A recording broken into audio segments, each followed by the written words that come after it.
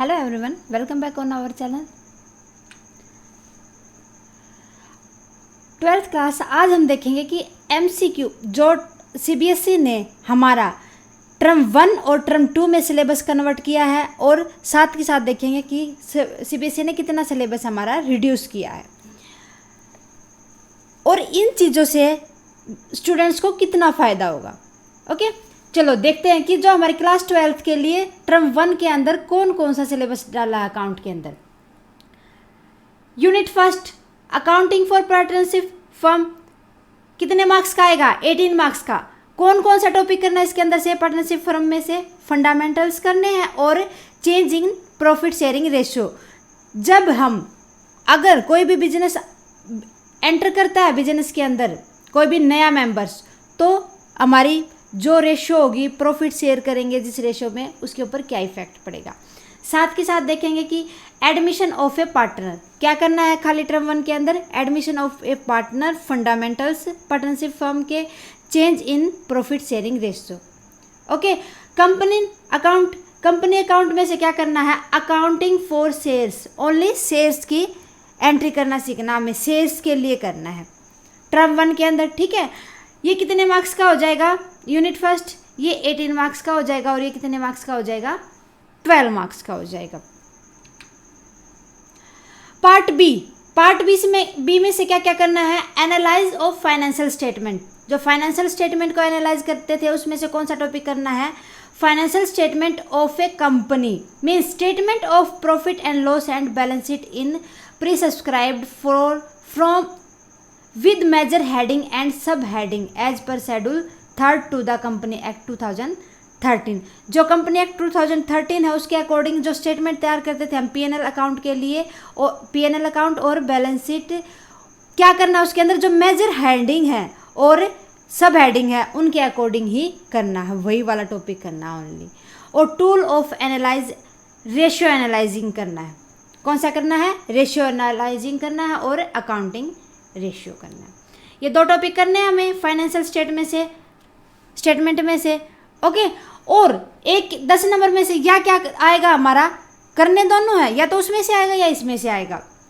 Accounting computerised accounting, overview of computerising accounting system and accounting application of electronic spreadsheet. जो electronic spreadsheet बनाते थे हम, उसके लिए क्या करने हैं हमें? अकाउंटिंग एप्लीकेशंस कौन कौन सी लगती थी वो देखना। सो टोटली क्या हो जाएगा? 10 मार्क्स का ये हो जाएगा और 30 मार्क्स का ये हो जाएगा। टोटल हमारा 40 मार्क्स का आ गया। टर्म 1 किस बेस पे आएगा? मीन्स ये खाली क्या करना है? MCQ। सो कंसेप्चुअल हमें करना होगा ये पूरा का पूरा टॉपिक, क्योंकि हमें ये नहीं पता ना कि MCQ कहाँ से पूछ ले, कौन सी लाइन से पूछ ले। सो हमें बेसिकली क्या करना पड़ेगा? ये डीपली करना पड़ेगा। Is that clear students? Term 2 के अंदर कौन सा आएगा? टर्म 1 था हमारा MCQ बेस, टर्म 2 क्या हमारा? Fully subjective. अभी तक तो CBSE ने क्या कहा कि हम सब्जेक्टिव ही लेंगे, अगर कोरोना का ज़्यादा क्राइसिस वगैरह होता है तब कुछ चेंजेस हो सकते हैं तो आपको बता दिया जाएगा। सो देखते हैं कि हमारा टर्म 2 के अंदर कितना सिलेबस आना। ये भी 40 मार्क्स का होगा, और कितना होगा? ये 2 आवर का होगा। कितने का होगा? 2 आवर्स का होगा। आप देखते हैं कि कौन कौन से टॉपिक आने हैं टर्म 2 के अंदर। यूनिट फर्स्ट से, पार्ट 1 से यूनिट फर्स्ट से क्या क्या आना था? Accounting for not profit organisation term 2 के अंदर आएगा।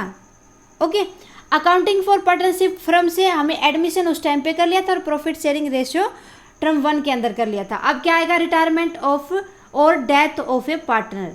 कौन कौन सा आएगा? Retirement and death. अगर किसी पार्टनरशिप की डेथ हो जाती है या वो रिटायर हो जाता है तब क्या क्या ट्रीटमेंट करते हैं।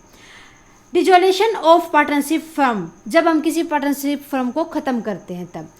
नॉन प्रॉफिट ऑर्गेनाइजेशन आएगा कितने का? 10 मार्क्स का। पार्टनरशिप फर्म आएगी 12 मार्क्स की।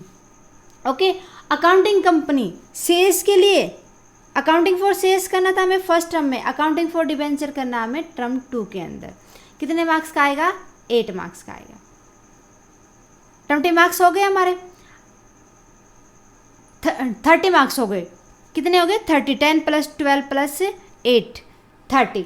अब देखो पार्ट बी से या तो हमें क्या करना है, कंप्यूटराइज अकाउंटिंग करना है या accounting of financial statement. Means इनमें से क्वेश्चन एक ही करके आना, 2 क्वेश्चन आएंगे, आप एक ही करके आना, इनमें से कोई भी एक टॉपिक अच्छे से कर लेना। पार्ट बी में एनालिसिस ऑफ फाइनेंशियल स्टेटमेंट, कि फाइनेंशियल स्टेटमेंट को जब हम एनालाइज करते हैं कौन कौन सा टॉपिक आएगा, financial statement of A company, comparative and common size statement. यहाँ पर कौन सा करना है, comparative and common size statement तैयार करनी है हमें खाली, और कैश फ्लो स्टेटमेंट, ये 2 ही चैप्टर करने हैं हमें। ओके, कितने मार्क्स के आएंगे ये, 10 मार्क्स के आएंगे। या इसकी जगह पर क्या कर सकते हैं हम, यूजिंग कंप्यूटराइज्ड अकाउंटिंग सिस्टम, कि हमें अकाउंटिंग तैयार करते हैं तब क्या करेंगे, कंप्यूटराइज अकाउंटिंग करेंगे हम। डेटाबेस मैनेजमेंट सिस्टम, डीएमएस ये वाला टॉपिक, या तो ये कर ले या एनालिसिस ऑफ फाइनेंशियल स्टेटमेंट कर ले, इनमें से ऑप्शनली आएगा आपके पास क्वेश्चन। ठीक है, और हमारा क्या होगा, पार्ट 2 में से प्रोजेक्ट आएगा 10 मार्क्स का, 50 मार्क्स का बन जाएगा। ऐसे टर्म 1 के अंदर क्या आएगा, 40 मार्क्स के आएंगे एमसीक्यू, और 10 मार्क्स का क्या आएगा, हमारा प्रोजेक्ट होगा या इंटरनली होगा। होप आपको समझ आया होगा कि आपने टर्म 1 में कौन सा सिलेबस करना और टर्म 2 के अंदर कौन सा करना। अब देखते हैं कि कौन कौन सा टॉपिक हमें नहीं करना है। फर्स्ट यूनिट नंबर 2 में से अकाउंटिंग फॉर पार्टनरशिप फर्म कौन सा करना नहीं करना हमें, accounting for partnership firm reconstitution and dissolution, कि क्या कहता है, या तो कोई भी हमें पार्टनरशिप फर्म के अंदर पार्टनरशिप फर्म तैयार करनी है, या हमें उसको क्या करना है, डिजोल्व करना है, ख़त्म करना है। Accounting admission of a partner, adjustment of capital account and preparation of balance sheet, क्या करना हमें, एडजस्टमेंट करनी कैपिटल अकाउंट के अंदर और बैलेंस शीट तैयार करनी, किसकी, जब किसी भी पार्टनरशिप को एडमिट करते हैं। जब उसकी रिटायरमेंट हो जाती है या डेथ हो जाती है, एडजस्टमेंट ऑफ कैपिटल अकाउंट, उनके कैपिटल अकाउंट को एडजस्ट कर देंगे और उनके लिए लोन अकाउंट ये तैयार कर देंगे। ठीक है। Third, preparation of decreased partners capital account and his executor account, क्या कर देंगे, जब किसी भी पार्टनरशिप खत्म हो जाती है, किसी पार्टनर की डेथ हो जाती है, तो उस टाइम पर क्या करते हैं हम, उसके डेथ होने के टाइम पर कि हम उसके एग्जीक्यूटर के लिए अकाउंट तैयार करते हैं। ठीक है, कर देंगे। ये वाला टॉपिक हमें नहीं करना, ये वाला टॉपिक हमें नहीं करना। ओके, नेक्स्ट देखो, अकाउंटिंग फॉर कंपनीज में से क्या नहीं करना हमें, रिडम्पशन ऑफ डिबेंचर मेथड, कौन सा मेथड, रिडम्पशन ऑफ डिबेंचर पूरा नहीं, खाली लमसंग मेथड और ड्रॉ ऑफ लोट्स, ये वाला टॉपिक हमें नहीं करना है। Is that clear. अब बेटा प्रोजेक्ट के लिए 1 प्रोजेक्ट तैयार करना दोनों के सेशन के लिए, टर्म 1 और टर्म 2 के लिए हमें।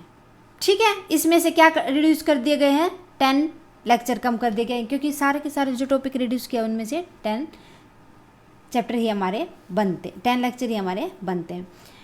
उम्मीद है कि आप जो ये रिड्यूस सिलेबस हुआ है उससे खुश होंगे और इजीली अब आपकी प्रिपरेशन हो जाएगी। अच्छे से प्रिपरेशन करना, क्योंकि सिलेबस हमारा बहुत ही कम कर दिया है सीबीएसई ने, आप सबको ध्यान में रखते हुए। उम्मीद है कि आपको समझ आया होगा कि टर्म 1 में कौन सा करना, टर्म 2 के अंदर कौन सा करना और कौन सा टॉपिक हमें नहीं करना है। ओके, इसी उम्मीद के साथ मिलते हैं नेक्स्ट क्लास में कि आप अच्छे से प्रिपेयर करोगे चीज़ों को, सारे के सारे टॉपिक को अच्छे से क्लियर कर लोगे।